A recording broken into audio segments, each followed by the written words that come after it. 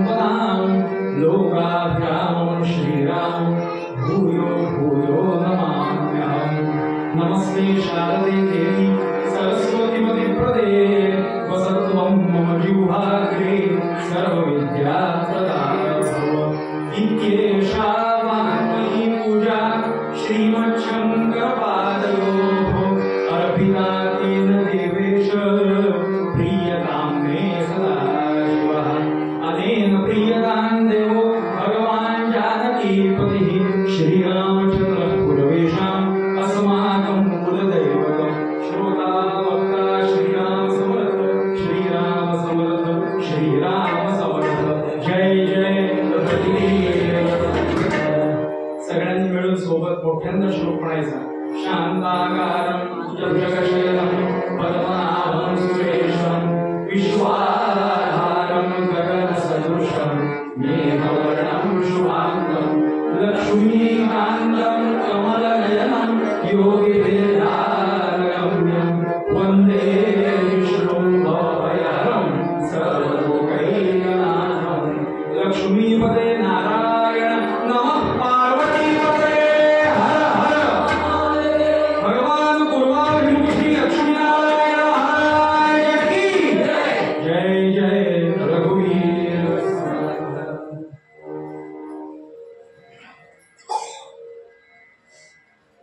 भगवान श्री लक्ष्मीनारायण आदि सकल स्थानिक देवता भगवान श्री प्रभु रामचंद्र महारुद्र हनुमंत उपास्य दैवत सज्जनगड निवासी श्री समर्थ रामदास स्वामी महाराज यांच्या चरणी नमस्कार करतो। कीर्तनाकरता उपस्थित असलेले सर्व परमेश्वर स्वरूप श्रोते या सर्व श्रोत्यांनी मिळून जे अधिष्ठान आहे जो हा 101वा कार्तिक उत्सव आपला आहे जे अधिष्ठान समोर मांडलं गेलेलं आहे असे पूर्वाभिमुख श्री लक्ष्मीनारायणाच्या चरणी सर्व श्रोत्यांनी मिळून नमस्कार करायचा।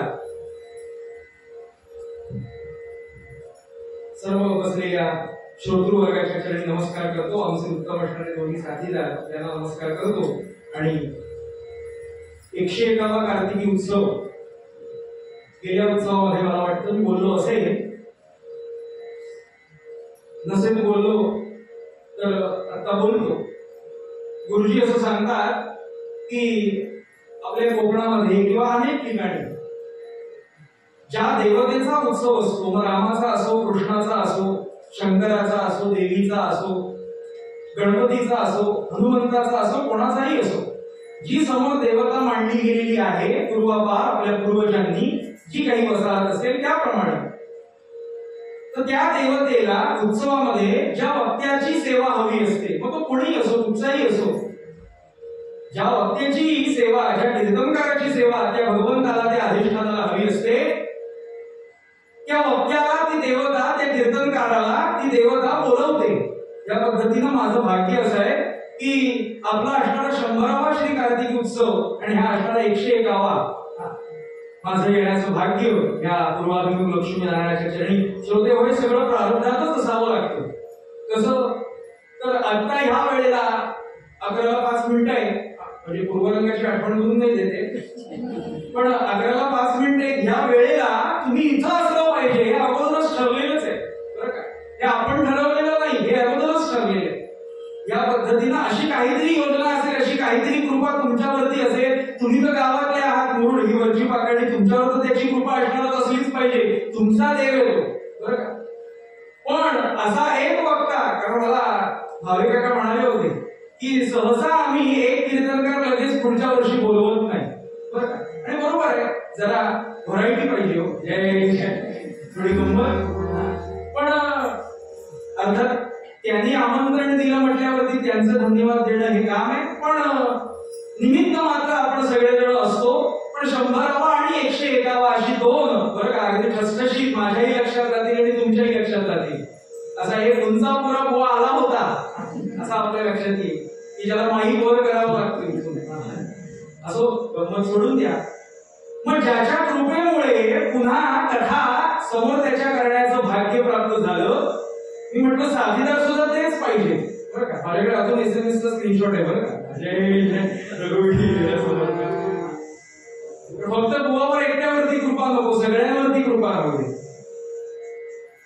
तर ज्याच्या कृपेमुळे आपण त्याच्या समोर कथा करण्याकरता उभे राहिलो त्याचंच तत्वज्ञान ऐकूया जे संतांनी केलेलं आहे। म्हणून संत तुकाराम महाराजांचा अभंग आपण निरूपणाकरता आज आणि उद्या या 2 दिवसामध्ये बघूया की त्या भगवंताचं नारायणाचं विष्णूचं तत्वज्ञान या अभंगामध्ये काय मांडलेलं आहे। पुढचे जे सगळे असतात ना संप्रदायातील पुढचे कार्यकर्ते, त्यांच्यामध्ये संप्रदाय वाद असतो. संतांमध्ये कुठलाही सांप्रदायिक भेद वाद नाही. तुम्ही जर प्रत्येक संतांचा हरिपाठ काढून पाहिला, हरिपाठ म्हणजे गाथा, अभंग त्यांनी लिहिलेले, समर्थांची गाथा 5,500 अभंगाची, तुकोबांची गाथा, संत ज्ञानेश्वरांची गाथा, निवृत्तीनाथांची, गोरा कुंभाराची, सगळ्यांची गाथा जर आपण काढून पाहिली श्रोते हो, तर अभंग दिसतात. आणि त्यामध्ये जर आपण अनुक्रमणिका पाहिली तर त्यामध्ये आपल्याला लक्षात असं येतं की वेगवेगळ्या देवतांवरती त्या संतांनी अभंग लिहिलेले आहे. बघा, समजा मंगलाचरण करायचं असेल तर तुकोबांनी गणपतीबद्दल काय लिहिलंय, नामदेवांनी गणपतीबद्दल काय लिहिलंय, त्याच नामदेव महाराजांनी शंकरांबद्दल काय लिहिलंय, वेगवेगळ्या देवतांवरती लिहिलेलं आहे. याचं कारण एकमेवाद्वितीयम ब्रह्म, हे लक्षात घ्या. ब्रह्म भगवान हा एकच आहे श्रोते हो, परमात्मा ईश्वर हा एकच आहे, त्याची रूप अनेक आहे. आणि एकदा भगवान सम प्रत्येक ठिकाणी एकच आहे. भूजलते समीरक सृष्टवा तदनुप्राविशक, या उपनिषदाचा आधार घेतल्यावर, या श्रुतीचा आधार घेतल्यावर एकदा कळलं की भगवान सम ठिकाणी आहे, असं एकदा कळल्यावरती त्या देवतेचं हे रूप वेगळं हे सांगावं लागत नाही. एकदा भगवान शंकरांच्या मध्ये मला तो देव दिसला, की दिसला, नामदेवांच्या ठिकाणी वेगवेगळ्या, मला सांगायचे असं की प्रत्येक संतांनी वेगवेगळ्या देवतेवरती अभंग लिहिलेले आहेत. तसे संत तुकाराम महाराजांनी त्या विष्णूविषयी म्हणताना काय म्हटलेलं आहे, हे सगळं चिंतन, हे सगळं निरूपण या एका अभंगामध्ये आलेलं आहे. अभंग मोठा आहे, पण आपल्या या 2 दिवसाच्या या उत्सवाच्या निमित्तानं पूर्वरंगामध्ये जेवढं काही निरूपण शक्य होईल आपल्या वेळेप्रमाणे त्या पद्धतीनं आपण त्या त्या चरणांवरती निरूपण करण्याचा प्रयत्न करायचा. माझ्या अल्पबुद्धीनं जो काही मला समजलाय, तुकोबांचा अभंग फक्त एकदा काळजीपूर्वक गद्यात सांगतो.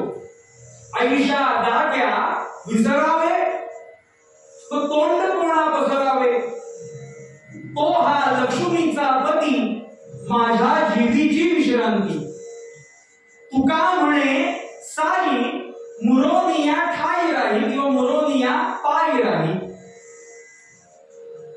संत तुकाराम महाराज असं म्हटलंय की जीवनामध्ये प्रत्येकाच्या, बरं का, इथं बसलेले नाही, विश्वामध्ये जेवढे जन्माला आलेले लोक आहेत आतापर्यंत ते निघून गेले. ब्रह्मदेवाने किती सृष्टी निर्माण केली आपल्याला सगळ्यांना एक संख्या आकडा माहिती आहे, तो म्हणजे 84 लाख, 84 लक्ष. 84 लक्ष वे आपण, नीट आहे का, 84 लक्ष वे आपण, 83,99,999 एवढी ब्रह्मदेवाने सृष्टी निर्माण केली. एखादा प्रश्न विचारेल, अहो बुवा एवढं आहेत का खरंच? आपण साधारण यादीचं करायला बसलो पशु पक्ष्यांची, प्राण्यांची, हिंस सगळे श्वापद वगैरे यांची, तर 2,000, 3,000, अगदी लाख, 1 लाख, 2 लाखापर्यंत जाईल. एवढे 83,99,999 इतकी यादी आहे का? आहे. श्रीमद भागवत ग्रंथ व्यासांनी लिहिलेला उघडून बघायचा आणि त्यामध्ये व्यासांनी अगदी मुंगीच्या किती जाती, सिंहाच्या किती जाती, वाघाच्या किती जाती, प्रत्येक ठिकाणचे वाघ वेगळे, मुंबईचे आता सध्या भूमिका आहेत, नंतर गाढवांच्या जाती सांगण्याची गरज नाही. असं थोडं कंटाळी वगैरे म्हणून विरोध करणं, 11 वाजले त्यामुळे थोडं मध्ये मध्ये. तर ह्या सगळ्याचा विचार, सगळ्याची यादी ही आमच्या व्यासांनी श्रीमद भागवत ग्रंथामध्ये दिलेली आहे. 83,99,999 इतके जीव, पशु पक्षी, प्राणी हे ब्रह्मदेवाने निर्माण केले. पण त्याचं समाधान झालं नाही. एखादा पदार्थ गृहिणीने तयार केला की जर नैवेद्य नसेल दाखवायचा समजा, तर ती चाकून बघते, बाबा कसा झालाय, तिखट मीठ बरोबर आहे ना. तसं ब्रह्मदेवाने जेव्हा ही सगळी सृष्टी निर्माण केली 83,99,999, तेव्हा त्याने वळून पाहिलं कसे झाले, काय जन्माला कोणाला घातलं हे जरा बघूया तर. आणि जेव्हा बघितलं ब्रह्मदेवाने तेव्हा डोक्याला हात लावला आणि ब्रह्मदेव विचार करायला लागले, काय निर्माण केलं मी काय निर्माण केलं, माझ्या हातून मोठी चूक झाली. 83,99,999 जीव मी निर्माण केले, पण मला ओळखण्याचं सामर्थ्य ह्या ह्याच्यात कोणाच्यातच नाही बरं का. मला म्हणजे त्या ब्रह्मदेवाला अहम ब्रह्मास्मी तत्वमसी ते तत्व तू आहेस असं ओळखणार बरं का एकही जीव त्याच्यात नाही. म्हणजे सगळ्यांमध्ये देहबुद्धी आहे. देहबुद्धी म्हणजे देहाला भोगण्यापुरती बुद्धी.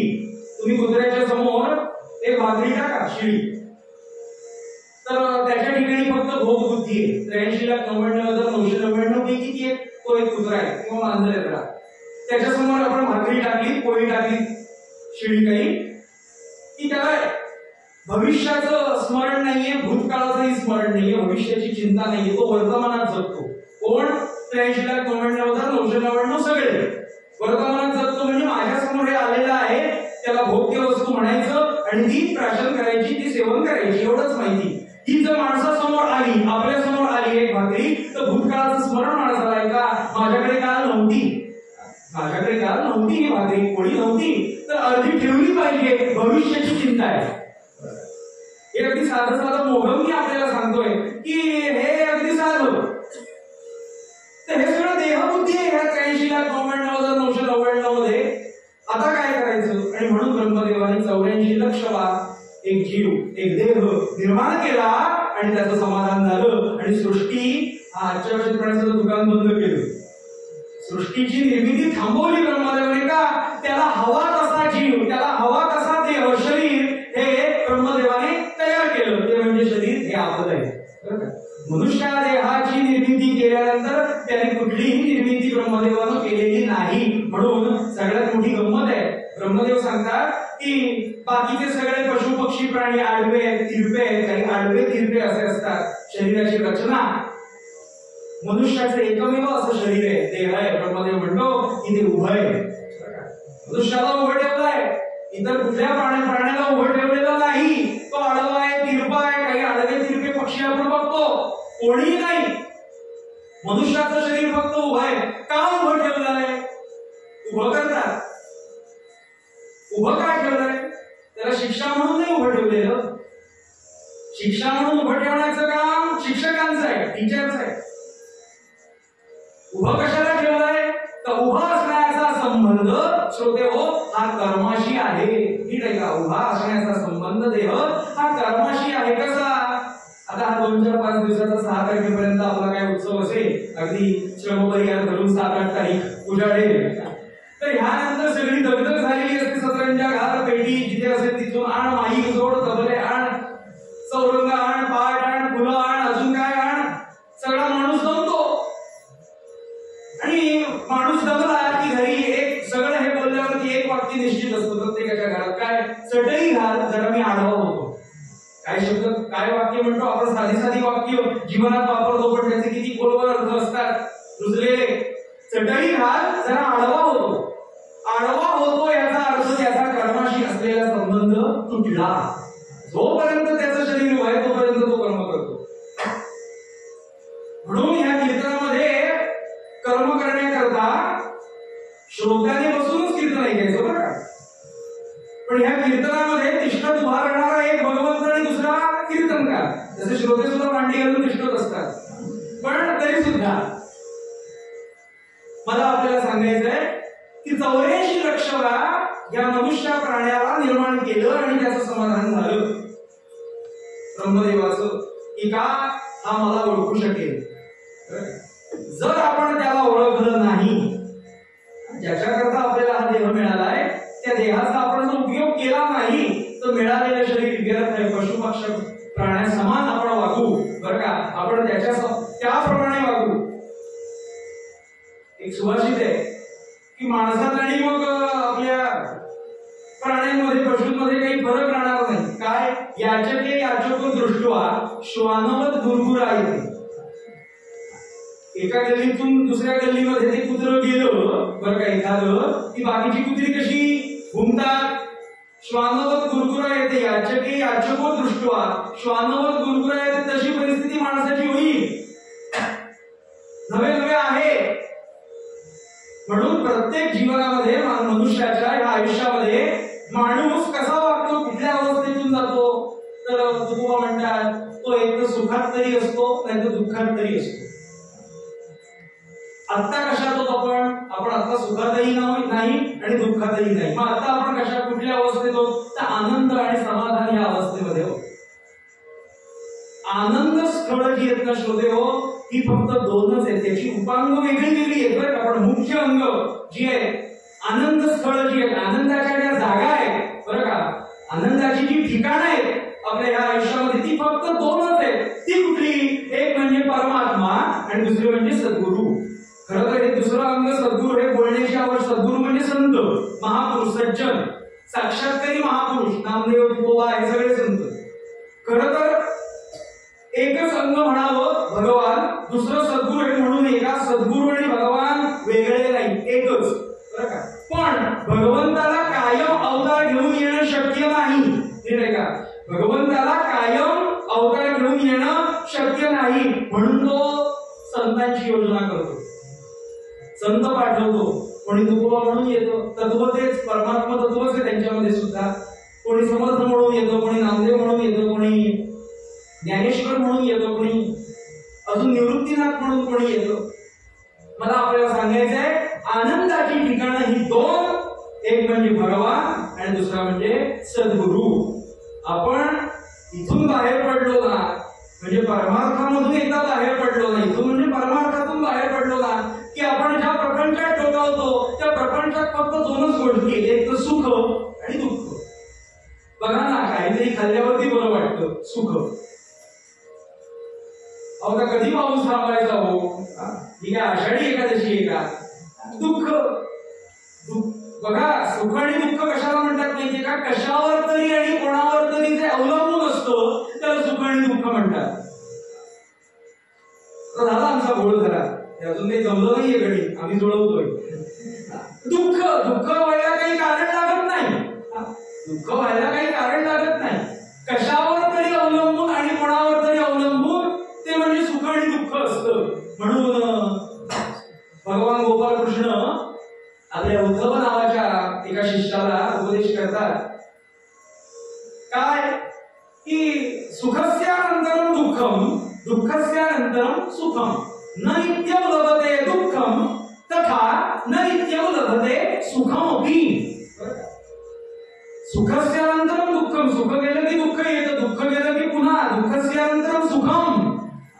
म्हणजे चैतन्य मला देवकर अगदी स्पष्ट सांगतात, ते म्हणाले तुम्ही सुखाचं नाणं उचललं की दुःखाचं नाणं त्याला पाठवून चिकटून येतं. सुखाचं नाणं तुम्ही उचललं की त्याला दुःखाचं नाणं पाठवून चिकटूनच येतं. नाही म्हणलं आम्ही दुःखाचं नाणं उचललं नाही म्हणलं तुम्ही सुखाचं उचललं, त्याच्या पाठीमागे दुःख आहे, त्याच्या पाठीमागे दुःख आहे. म्हणून भगवान म्हणाले ना सुखस्यानंतरम दुःखम दुःखस्यानंतरम सुखम न नित्यं लभते दुःखम. पण ते दुःख सुद्धा जास्त वेळ नसतं. तुम्ही पाप जेवढं केले तेवढं दुःख. तथा न नित्यं लभते सुखमपि, सुख सुद्धा टिकणारं नसतं का? जेवढं पुण्य केले तेवढं सुख. असं गुरफटलंय आपलं जीवन. सुख म्हणजे बाबा मुलाला नोकरी लागली, अजून मुलाचा परीक्षेमध्ये काही नंबर आला, आनंद, सुख वाटलं, छान वाटलं, कशावर तरी अवलंबून आहे. पण झालं ना, लगेच दुसरी परीक्षा आली आणि त्याच्यात नापास झाला, काही झालं, दुःख प्राप्त झालं. विनोद आहे का? एका वडिलांनी मुलाला ठार मारलं. मुलाने विचारलं का मारता? बाबा का मारता? नाही म्हणे उद्या रिझल्ट आहे म्हणून मारलं. मग आई आतून आली, नेहमी येते त्याप्रमाणे आई आतून आली आणि म्हणाले अहो उद्या रिझल्ट ना, मग उद्या मारायचं, आज का मारता? नाही म्हणले मी आज रात्री गावाला चाललोय. जय जय रघुवीर समर्थ. म्हणजे कशावर तरी काहीतरी सुख आणि दुःख अवलंबून असतं. अगदी अनेक जण इथे जे काही 50-60 श्रोते असतील ते कोणीतरी नोकरी करत असेल, कोणीतरी कोणाचा तरी व्यवसाय असेल, काही ना काहीतरी काम माणूस करतो. एक समजा नोकरी करत असेल तर साधारण साप्ताहिक सुट्टी कुठली असते? सर्वसाधारण रविवार. खाजगी काही कंपन्या वगैरे असतील तर सेकंड फोर्थ सॅटर्डे संडे, दुसरा चौथा शनिवार आणि रविवार. अजून जर चांगली अजून बरी कंपनी असेल तर सुट्टी ऑल सॅटर्डे संडे. अजून चांगली एखादी कंपनी असेल तर म्हणजे घरीच बसा, येऊच नका कामाला. पण हे सर्वसाधारण कंपनीप्रमाणे आपण नियम धरूया की रविवारी साप्ताहिक रविवारची आपली सुट्टी असते. आता रविवारी सुट्टी म्हणजे सुट्टीचं सुख, सुट्टीचा आनंद. त्याच्या भाषेत आनंदच आहे बरं का. जो उपभोगणार आहे त्याला वाटतंय हे सुख म्हणजे आनंद, पण नाही. ते त्याला कधी कळतं, ते सुख जेव्हा त्याला दुःखात रूपांतर करतं तेव्हा त्याला कळतं की आपण त्याच्यामध्ये आनंद शोधत होतो तो हा आनंदच नाहीये, हे सुख आहे आणि हे नश्वर आहे. हे नश्वर आहे. आता रविवारच्या सुट्टीचा आनंद बरं का हा कधी रविवारी नाही, तो कधी असतो? शनिवारी. शनिवारी असतो. कसं काय हो? शनिवारी छान खटाखट खटाखट लॅपटॉप वरती काम करत असतो माणूस आणि विचार असतो उद्या रविवार आहे, उद्या तिकडे जातो, माझ्या पत्नीला घेऊन, माझ्या मुलाबाळाला घेऊन तिकडे जातो, अजून रिसॉर्टला जातो, अमुक जातो. गेलेला नाही, कर्मबंधनात अडकलाय, पण विचार सुरू आहे त्यामध्ये सगळ्या. त्यात त्याला रात्रीचे 10 कधी वाजतात ते कळत नाही शनिवारचे. या पद्धतीनं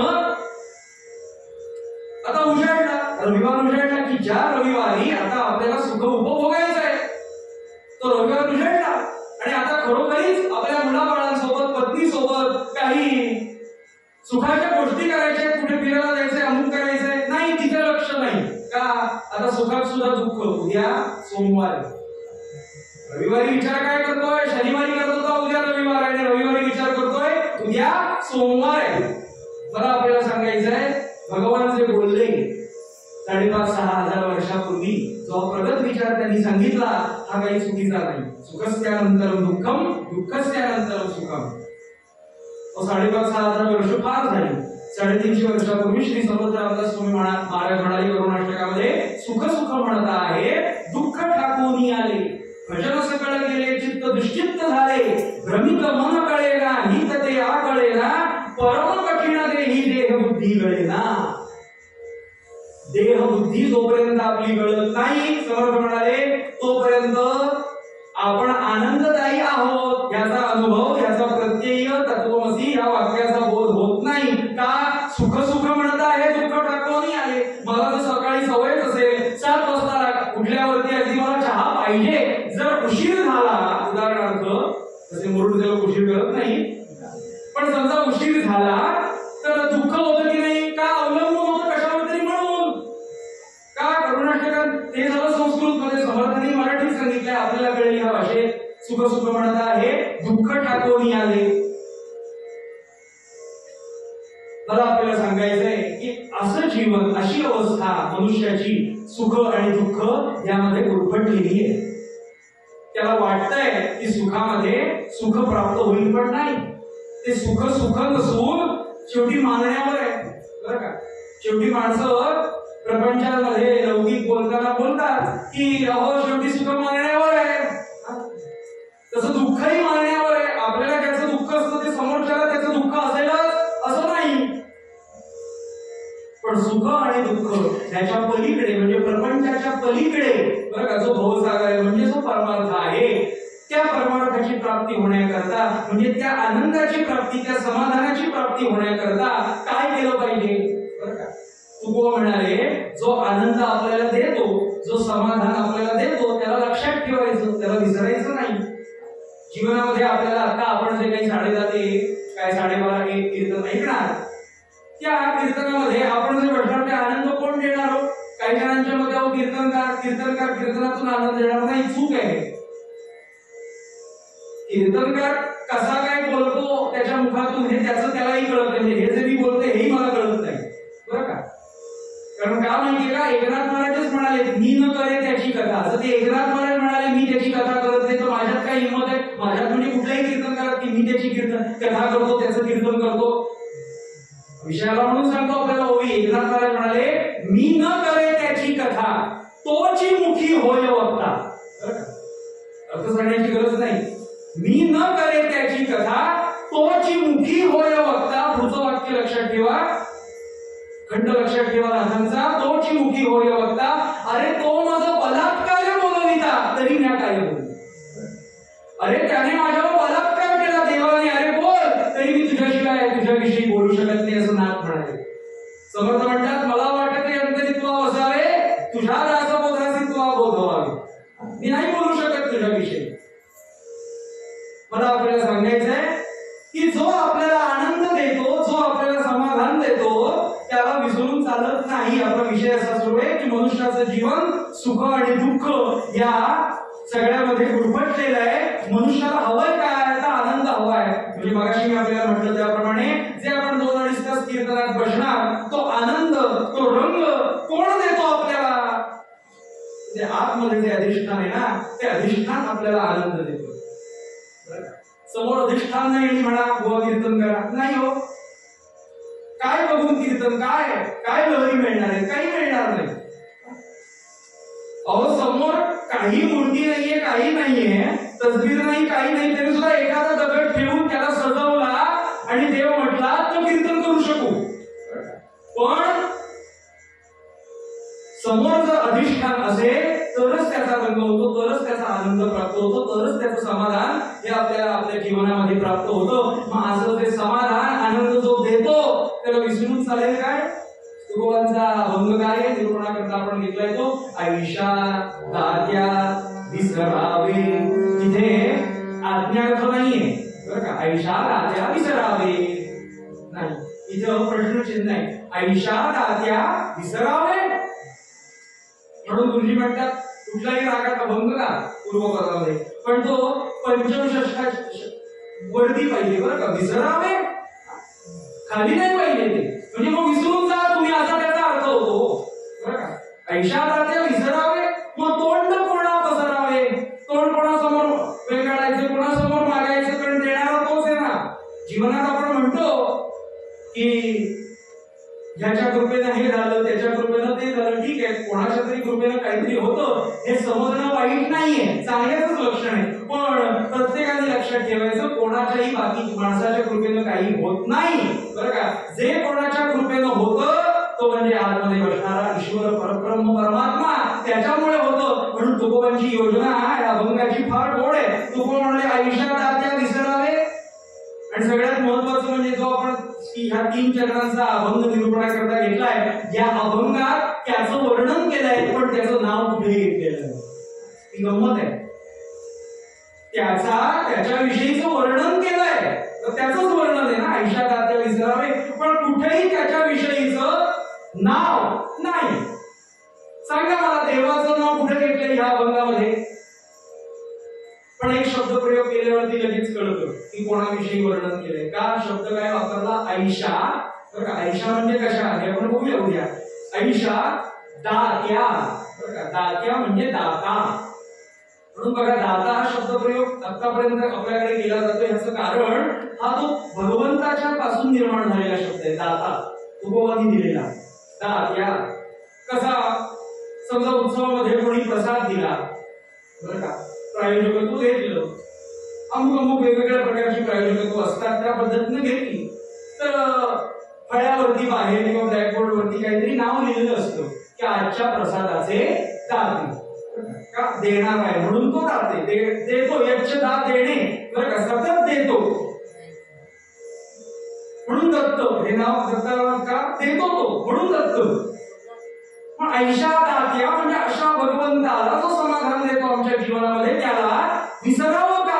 आणि त्याला जर विसरायचं असेल तर मग तोंड कोणा पसरावे. जीवनामध्ये सुख आनंद तोच देतो आपल्याला. समर्थांचे एक अभंग आपल्याला प्रमाण म्हणून आता सांगतो, तो म्हणजे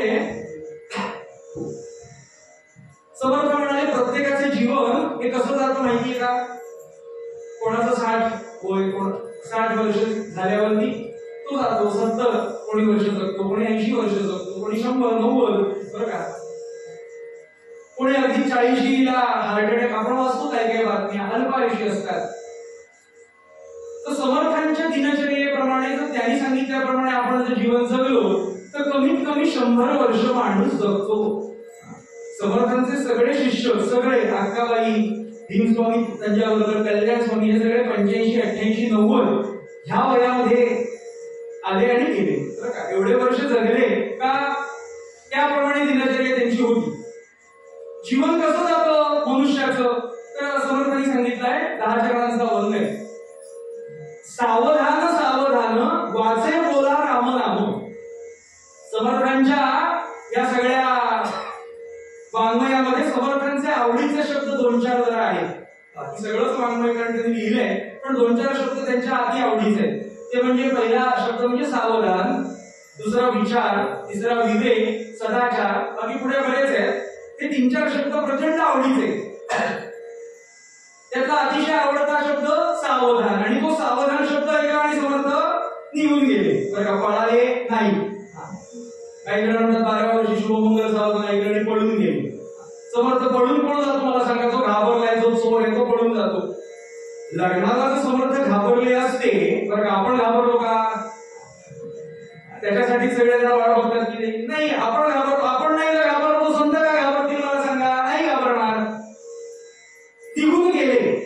आणि अनेक कथा विचार म्हणू शकतो. अनेक जणांचं अजून असं म्हणणं आहे की त्या मुलीची बिचारीची काय अवस्था झाली हो. बरोबर आहे, चिंता व्यक्त करणं बरोबर आहे, पण माहिती न घेता उगाच चिंता व्यक्त करणं त्याला काही अर्थ नाही. मुलीचं काही नुकसान झालेलं नाही. त्या जी 7-8 वर्षाची आसनगावची जी मुलगी होती तिचं काही नुकसान झालेलं नाही. त्याचं कारण समर्थ प्रताप नावाचा ग्रंथ आहे गिरीधर स्वामींनी लिहिलेला. तर जेव्हा समर्थ निघून गेले ना, 20-25 मिनिटं होती. आता सारखं नाही की 10 मिनिटं चला चला गुरुजी सांगतात राणा मेकअप वगैरे बाद झाला, आधी हे करा मग मेकअपच करायचं आयुष्यभर.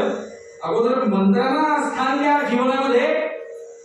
पण पूर्वीचा जमाना आहे, अर्धा तास मंगलाष्टक, पाऊण तास मंगलाष्टक चालायची.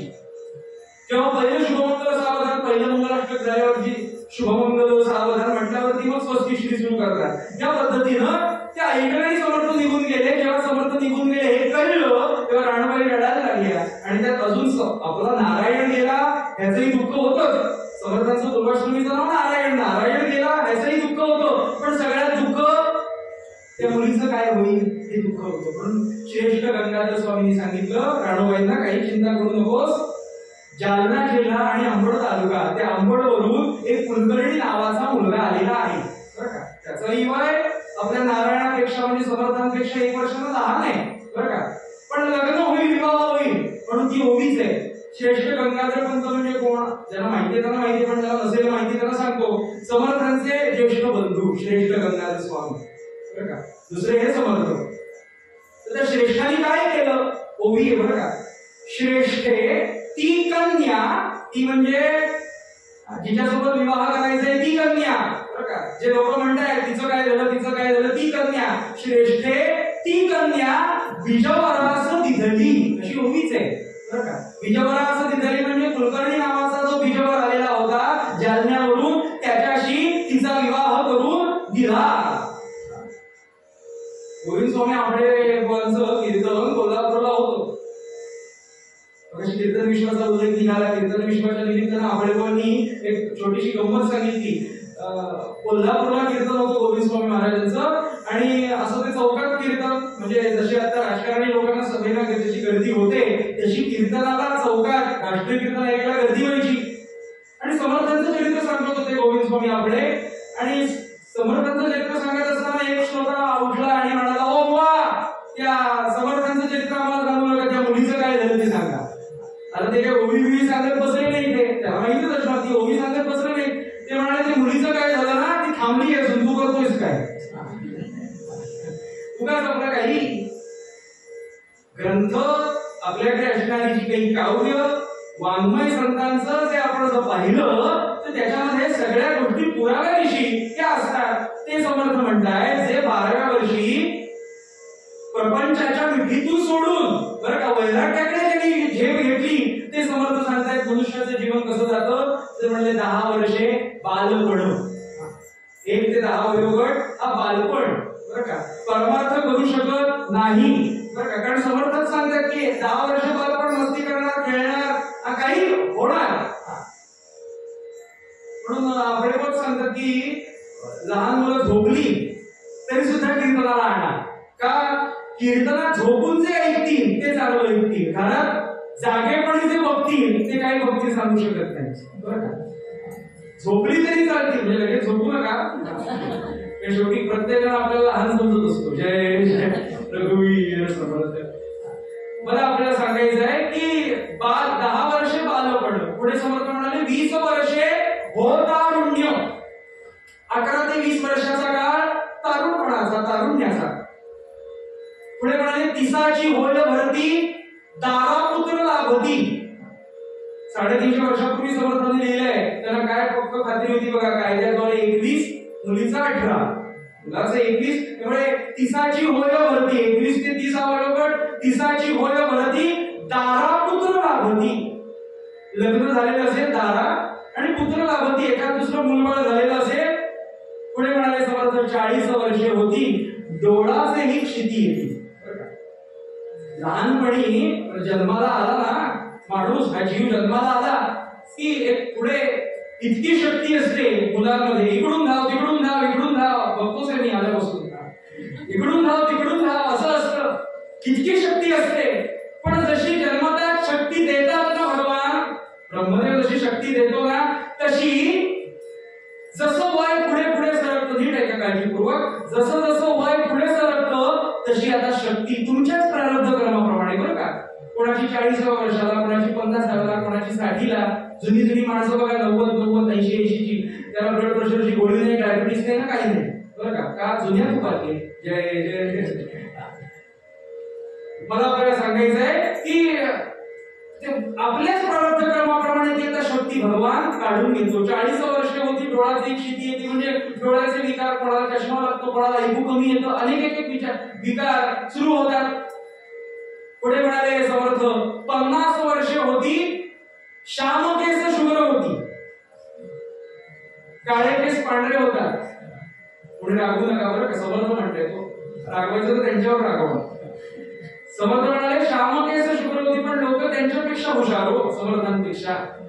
त्याला पुन्हा श्याम करीती गोदरेश गांधी 2-4 दिवसाका असेल ना श्यामकेस शुभ्र होती, त्याला पुन्हा श्याम करीती. पुढे समर्थ म्हणाले 60ची बुद्धी नाठी हातात घ्यावी काठी. पुढे 70ची होय गणना उठता बैसवेना बैसता उठवेना. गुरुजीला धन्यवाद द्या, तशाच उभे उठलं तर बसवत नाही, बसलं तर उठवत नाही. आम्ही आलो असतो कीर्तनाला, पण आम्हाला खाली मांडी घालून बसणं शक्य नाही हो, बरोबर आहे. ज्येष्ठ नागरिकांकरता गुरुच्या बरोबर आहे, पण जे काही तरुण आहेत माणसं त्यांनी व्यवस्थित आपल्या भारतीय बैठकीमध्ये बसलं पाहिजे या पद्धतीनं. पुढे म्हणाले 80 वर्ष होती, कसं जीवन जातं समर्थ म्हणतात सुख दुःखामध्ये या. 80 वर्ष होती, आता वाटतंय वयाच्या 80व्याला. खरं तर जेव्हा वाटायला पाहिजे तरुणपणामध्ये परमार्थ करावा तेव्हा वाटत नाही, म्हणजे जेव्हा वाटायला पाहिजे तेव्हा वाटत नाही. जेव्हा नाही पाहिजे वाटायला, जे वाटत असेल तर चांगलं आहे, पण नाही वाटायला पाहिजे तेव्हा वाटतं. 80व्या वर्षी काय वाटतं, पूर्वाभिमुख लक्ष्मीनारायण 101 उत्सव आहे, आपण जाऊया हो, छान भजन करूया, कीर्तन करूया, कीर्तन ऐकूया. कीर्तन करूया मलाच करायचंय, त्याच्यासाठी चालू. तर कीर्तन ऐकूया.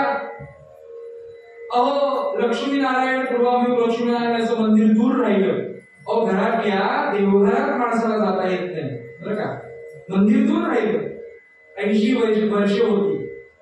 पुढे म्हणाले नवावरी दिले पूज्य सुख राहिले तुझे. अजूनही वाटते काहीतरी प्राप्त करावं, म्हणून मी आपल्याला एक सांगतो, गुरुजनांकडून जे ऐकलंय तेच मी आपल्याला सांगतो की जेव्हा वाटतं ना देवदेव करावा, परमार्थ करावा, एक माळ घ्यावी, श्रीराम जय राम जय राम म्हणावं, किंवा जो कुठला आपला मंत्र असेल गुरु मुख ओम नमो भगवते वासुदेवाय असेल, आत्ता करावं. एखादी चांगली गोष्ट आत्ता करावी, देवाविषयीची वाटत असेल ना तेव्हाच करायची, बरं का. त्यानंतर आपण शिल्लक राहूच आणि करूच, त्याला काही ह्या बोलण्याला काही अर्थ नाही. जेव्हा वाटतंय की लक्ष्मीनारायणाच्या मंदिरात मला जायचंय, त्याची पूजा करायची, त्याचं कीर्तन ऐकायचंय, त्याचं भजन मला करायचंय, तेव्हाच करायचं. चांगल्या कामाला उशीर लावू नाहीये, बरं का. शुभस्ते शीघ्रम. कारण का माहितीये का वेळ लावू नये याचं कारण का, हा देह आपला नाहीये, आपली सत्ता आपल्याला वाटते त्याच्यावरती आहे, पण आपली सत्ता ह्या देहावरती नाही. याचं कारण जर ती सत्ता असती ह्या देहावरती तर आपण देहासकट, बरं का, देह आपला मालकीचा असता, आपल्या मालकीचा नाहीये. हे शरीर आपल्या मालकीचं नाहीये, मग कोणाच्या मालकीचं आहे. एक वचन आहे, पिंड उसना आणला पासाचा. पिंड हे शरीर उसना आणलं, कोणाकडून उसना आणला पासाचा, म्हणजे पंचमहाभूत. पंचमहाभूतांकडून आपण हे शरीर उसना आणलं, बरं का. कुणी उसना आणलं, मी म्हणजे कुणी उसना आणलं, जीवाने, जीवाने उसनं आणलं तर आपल्याला माहिती जी आपण गोष्ट उसनी आणतो ती कधी ना कधीतरी परत करावी लागते. कोणाला 40व्या वर्षी, कोणाला 60व्या वर्षी, कोणाला 80व्या वर्षी, पण परत तर करावी लागतेच. म्हणून नवावरी दिले पूज्य सुखदायी आहे तुझे शेवटचं चरण आहे. त्याचा अर्थ अजिबात सांगण्याची आवश्यकता नाही, माझ्या सकट सगळ्यांना पाठ. कुठलं? शतवारी पुरुष झाला लोक म्हणती उचला उचला. जराही वेळ थांबू देत नाही. वास सुटला, दुर्गंधी येते, काय बोलवा नातेवाईकांना, लोक म्हणती उचला उचला, असं सगळं जीवन जातं. आणि देहाची म्हणजे ही व्यथा मांडली बरं का, ही व्यथा मांडली समर्थांनी की ह्या देहाची आसक्ती इतकी असते आपल्या सगळ्यांना. किती असते? तर टप्पे दिलेत त्यांनी या आपल्या सगळ्या शरीराचे. कसे टप्पे आहेत? एक म्हणजे बालपण बरं का, मग तरुणपण, मग प्रौढत्व, मग अतिप्रौढत्व, मग वृद्धत्व आणि मग अतिवृद्धत्व. 7 भाग आहेत त्याचे बरं का. प्रत्येक जण इथं वेगवेगळ्या टप्प्यामध्ये, कोणी बालपण आहे, कोणी तरुणपण आहे, कोणी प्रौढत्व आहे, कोणी अतिप्रौढत्व आहे, कोणी वृद्धत्व आहे, कोणी अतिवृद्धत्व आहे बरं का. तर त्या ह्या सगळ्या टप्प्यामध्ये, या 7 टप्प्यामध्ये मनुष्याचं जीवन जातं. या देहाची इतकी त्याला काळजी असते, इतकी काळजी घेतो ह्या देहाची की आसक्ती इतकी निर्माण होते देहाविषयीची की अगदी विनोदानं सांगायचं तर वास सुद्धा तसेच आवडतात त्याला. त्या देहाप्रमाणे जसं वय पुढे जातं तसे ते त्याचं सगळं बदलतं. अगदी तरुणपणाचा काळ असेल तर 11 ते 20, 21 ते 30 तर वास कुठले आवडतात? हॉर्न. सताही लावतो माणूस दुसऱ्या लाईन, नुसता लावायचा, नुसता तो फॉग सेंट वेगळा, मग बनियन वरून वेगळा, नुसता मग झप्पा काय अजून घातला की त्याच्यावरून वेगळा. आमचे गुरुजी म्हणतात एवढे 5-5, 6-6 वास एकाच शरीरातून येण्यापेक्षा चांगली आंघोळ करती रे. म्हणजे तो प्रौढत्व जेव्हा जातं, शरीर प्रौढत्वाकडे झुकतं, तेव्हा कुठला वास आवडतो? अत्तर, सुगंधित अत्तर असतं बघा प्रत्येकाच्या पाऊचमध्ये किंवा काय. आपण लावायचं, समोरचा येईल जाईल त्यालाही लावायचं. पहिला फॉग सेंट, नंतर अत्तर, सुगंधित अत्तर. आणि जेव्हा वृद्धत्व आणि अतिवृद्धत्वाकडे शरीर झुकतं तेव्हा हे दोन्ही वास जातात आणि एकच दुसऱ्याच्या बाजूला येतं. ते म्हणजे झेंडूबाम, व्हिक्स, रोलॉन. तो टायगर बाम आणावा चांगला असतो पाया करता, तो आणावा असं सांगतात. म्हणजे ही काही टीका नव्हे बरं का, ही समर्थांनी मांडलेली व्यथा आहे की असं की अशी आसक्ती देहाविषयीची ही प्रत्येक मनुष्याला आवडत असते. पण या सुख दुःखामध्ये तू गुरफटू नकोस. समर्थ म्हणाले जो आनंद, जो परमार्थ तुला हवाय, जे सुख आमच्या संत सत्पुरुषांनी प्राप्त केलं ते सुख म्हणजे तो आनंद. सुख इथे संत जेव्हा सुख शब्द वापरतात ना तेव्हा त्याचा अर्थ असा असतो आनंद बरं का, संतांच्या मुखातून. म्हणून बघा ना ज्ञानेश्वर महाराज काय म्हणतात, रूप पाहता लोचनी सुख. हा सुख शब्द आपण जो प्रपंचात सुख म्हणतोय, सुखस्यानंतर दुःखम, त्यातला हा सुख नाही. ते सुख म्हणजे आनंदवाचक तो सुख शब्द आहे. सुख झाले हो साजणी. साजणी म्हणजे बुद्धीला आपल्या ऐकवताय बरं का. बुद्धीला ऐकवणं, बुद्धी आपली स्वच्छ करावी, विचार करणारी असावी असं जर वाटत असेल तर उपाय दिलेले आहेत की उपदेशामध्ये. प्रत्येकाला अथर्व शीर्ष येतं बरं का. अथर्व शीर्षामध्ये उपाय दिलेला आहे, आपली बुद्धीने उत्तम विचार करावा. ह्या करता काय? त्वमेव प्रत्यक्षं तत्त्वमसि, त्वमेव केवलं कर्तासि, त्वमेव केवलं धर्तासि, त्वमेव केवलं हरतासि. आणि पुढे सगळ्यात नंतर सांगतात त्वं मूलाधार स्थितोसि नित्यम. नित्य ऐकव तुझ्या बुद्धीला आहे. आपण त्याला ऐकवतो त्याच्या डोक्यावरती धार धरून.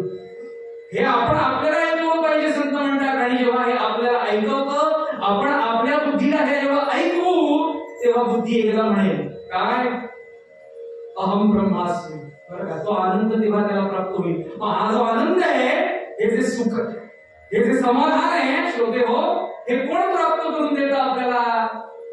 तो दाता बरं का. तुकोबाने शब्द प्रयोग केलाय. मग अशा दात्याला विसरावं, तो तोंड कोणा पसरावे. देवाच्या समोर गेले की आपण अनेक गोष्टी मागतो प्रपंचातल्या, पण एक मागतो की नाही की आम्हाला सगळ्यांना, आमच्या कुटुंबाला सुखा समाधानात ठेव बरं का. सुखा समाधानात ठेव, समाधानात ठेव, आनंदात ठेव. याचा अर्थ काय हो की आता एक अवस्था प्राप्त झाल्यावरती दुसऱ्या अवस्थेत न जाणे बरं का. आनंद एकदा प्राप्त झाला की त्याच्या असंच मागायचं देवाकडे की त्याच्यानंतर काही मागण्याचीच आवश्यकता राहणार नाही. आपण जे मागतो ना ते संपणार नशिवर नाशिवंत मागतो बरं का. मग ऐशा दात्या विसरावे बरं का. मी आपल्याला सांगितलं मगाशी की ह्या अभंगामध्ये तुकोबांनी भगवंताविषयीचा एकही शब्द वापरलेला नाही, उपयोगात आणलेला नाही, पण तरी सुद्धा त्याचं वर्णन केलंय. पण समजा एखाद्या श्रोत्याला, एखाद्या माणसाला नवीन जो अभंग वाचतोय गाथेमध्ये, त्याला समजा दाता ह्याचा अर्थ कळला नाही, ऐशा दात्या विसरावे तोंड कोणा पसरावे त्याचा जर अर्थ कळला नाही, तर तो दाता कोण दाता आहे की त्या दात्याला विसरायचं नाही हे तुकोबा म्हणताय, तर तो कोण आहे दाता? याचं उत्तर पुढच्या पहिल्या चरणामध्ये. कोण आहे हो दाता? तो हा लक्ष्मीचा पती बरं का. तो हा लक्ष्मीचा पती माझ्या जीवीची विश्रांती बरं का. तुकोबा म्हणाले तो कोण आहे माहितीये का? लक्ष्मीचा पती येतो.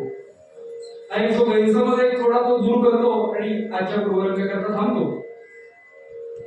काय आहे बघा ना, तो देतो हे आपल्याला एकदा कळलं.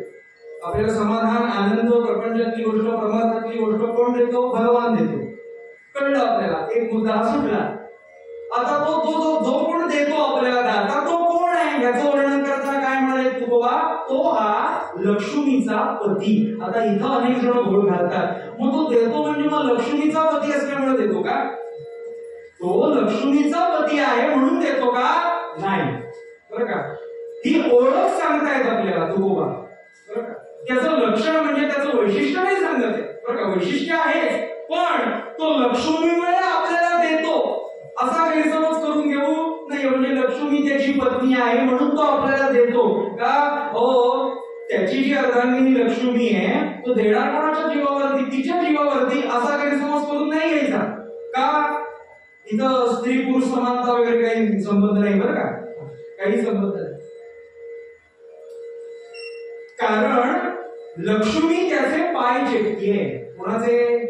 भगवंताचे, विष्णूचे पाय चेपतीये. सतत पायांच्या चरणांशी आहे का. लक्ष्मीलाही माहिती आहे की मी शुद्धत्वाची बरं का परीक्षा तेव्हाच पास होईल, निवृत्त आपली उत्तीर्ण होईल की जेव्हा भगवंताच्या चरणांशी मी निवास करेन तेव्हा. म्हणून आपल्याला सुद्धा त्या लक्ष्मीसारखी शुद्धता प्राप्त व्हावी असं वाटत असेल म्हणून गुरुजी कारण घालतात की नाही की ती लक्ष्मी स्थिर होऊ दे तुमच्या घरामध्ये. शेवटी हे कारण घालतात गुरुजी म्हणजे कुठलाही विधी झाला की ती लक्ष्मी तुमच्या घरामध्ये स्थिर राहू दे. प्राप्त झालेली लक्ष्मी म्हणजे अप्राप्त लक्ष्मी प्राप्त होऊ दे आणि प्राप्त झालेली लक्ष्मी स्थिर होऊ दे आणि शुद्ध असू दे बरं का. अहो ती लक्ष्मी त्याचे पाय चेपतीये. नीट आहे का.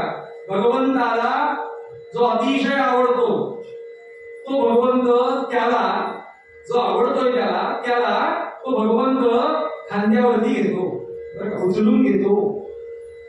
आणि जो आवडत नाही त्या लक्ष्मीला चरणांशी ठेवलं. मोरोपंतांची आई आहे हे प्रमाण देताना काय म्हणाले मोरोपंत? अहो लक्ष्मी हुनी अधिकही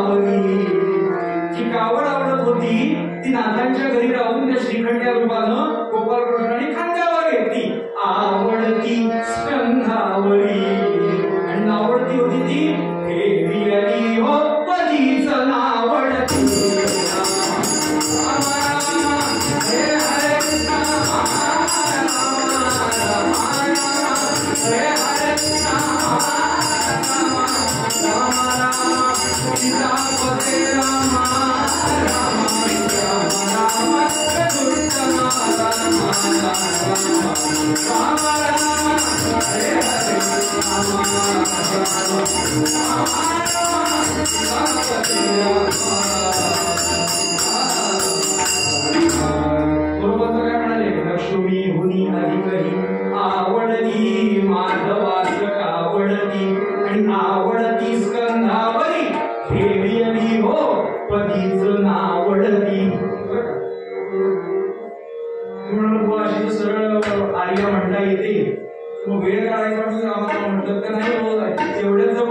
मुलगी लागली असेल तर काय काही उपाय दिलेले, तो पादुपद आहे की. मला आपल्याला सांगायचंय की लक्ष्मीपेक्षा सुद्धा त्याला ती कावड आवडली. आणि जेव्हा भगवंताची आवडती गोष्ट असते, भगवंत तिला आपल्या खांद्यावरती येतो. एकच दृष्टांत सांगतो आणि पुढे वळतो. जेव्हा भगवान गोपाळकृष्णाने ठरवलं की चोरी करायची, गोकुळामध्ये गवळणींच्या घरी जाऊन दही दूध तूप लोणी ताक तूप चोरायचं. का हो? चोरणं म्हणजे वाईट आहे हो, चूक आहे, पाप आहे, बरोबर आहे, पण भगवंताच्या दृष्टीनं नाही. का? अगोदर भगवंतानी त्या सगळ्या गवळणींच्या मुलाला समोर बसवलं. प्रत्येकाची जी काही तब्येत होती शिडशिडी करती बुवासारखी, दही नाही ताक नाही काही नाही, त्या सगळ्या मुलांना विचारलं, अरे काय आहे तुमची अशी तब्येत काय? तुम्ही गवळींची मुलं ना, गवळणींची मुलं ना तुम्ही? अरे दया दुधाचा ताकाचा नुसतं सुगंध आल्यावरती तुमच्या तब्येतीमध्ये सुधारणा झाली पाहिजे. कृष्ण बोलताय. कृष्णांचं वय 5-6 वर्षाचं आहे, बाकी सगळे जण मोठे. बरं काही सगळ्यात वैशिष्ट्य, कृष्णांचं वय लहान, बाकी सगळे मोठे वयानं. तर दुसऱ्या या सुगंधाने तुमची तब्येत सुधारली पाहिजे. त्यांनी चिमणी एवढी बारकी कोणतं करावी मुलांनी ते सगळ्या, आणि म्हणावं भगवंता आम्हाला आमचं दही दूध तूप लोणी मिळत नाही. जेव्हा भरपूर रडावं तेव्हा आई चमचाभर ताक देते प्यायला. मग तुम्हाला का देत नाही दही दूध तूप तूप लोणी ताक का देत नाही? सगळं मथुरेच्या बाजाराला जातं, आम्हाला देत नाही. दिलं पाहिजे आणि मग विकलं पाहिजे. न्याय पहिलं घरातल्याला दिलं पाहिजे आणि मग त्याचा व्यवसाय केला पाहिजे. असं मिळत नाही का? मग तुम्ही खाल, गोरस भक्षण कराल, दही दूध तूप लोणी पाहिजे तुम्हाला. काय भाग्यवान मुलं होती, हो म्हणाली. हल्लीच्या मुलाला तुम्ही विचारून बघा, दही दूध तूप खाणार का? त्यांची आईच सांगते नाही, त्याला पचत नाही. मग पचतं काय? मॅगी.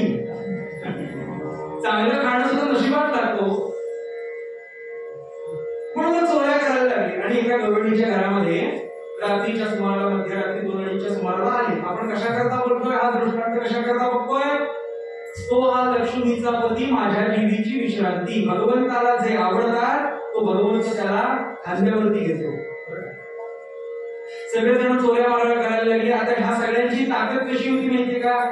तो पेंड्या होता, सुदामा होता, बारक्या होता, कोथळ्या होता, बोबड्या होता, ही सगळी नावं दिलेली आहेत हरिवंशामध्ये. तो सगळ्यात ताकदवान कोण माहिती का ह्यांच्यामध्ये? पेंड्या. सगळ्यांची ताकद इज इक्वल टू पेंड्या. पेंड्या झाला म्हणून सगळ्यात शेवटी उभा कोणाला करायचा? पेंड्याला. आणि त्याच्यावरती सगळ्यांनी उभं राहायचं, एक एक एक करून चढ लावायचं. झालं. प्रत्येकाने आतमध्ये यावं, प्रत्येकाने आपापल्या मापाचा जोडीदार बघावा की बाबा मी कोणाच्या खांद्यावरती उभं राहणार आणि ते दही दूध तूप लोणी घेणार. आणि जेव्हा सगळा काळोख, त्या काळोखामध्ये जेव्हा पेंड्याचा जाड जो हातात यायचा, हातात हात आला, कोण घेणार पेंड्याला उचलून? आम्ही नाही घेऊ शकत. दही दूध तूप लोणी राहिलं बाजूला, आम्ही नाही घेणार उचलून. आणि जेव्हा पेंड्याला कोणीच आपल्या खांद्यावर उचलून घेत नव्हतं, बरं का, नाही का, जेव्हा पेंड्याला कोणीही उचलून घेत नव्हतं तेव्हा पेंड्या भगवान गोपाळ कृष्णांकडे आला आणि कृष्णाला म्हणाला, कृष्णा तुझ्या गोकुळामध्ये अन्याय होतोय. कोणावर अन्याय होतोय? ज्याच्यावर अन्याय होतोय तो समोर उभा आहे तुझ्या. माझ्यावर अन्याय होतोय.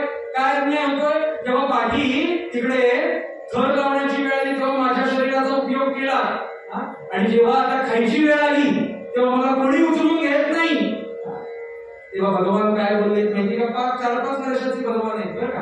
आणि ते भगवान बोलतायत की पेंड्या तुला कळलं काय ह्या जीवनामध्ये आपल्याला उचलून नेणारा, आपल्याला काढून नेणारा या जीवनात कोणी नसतो.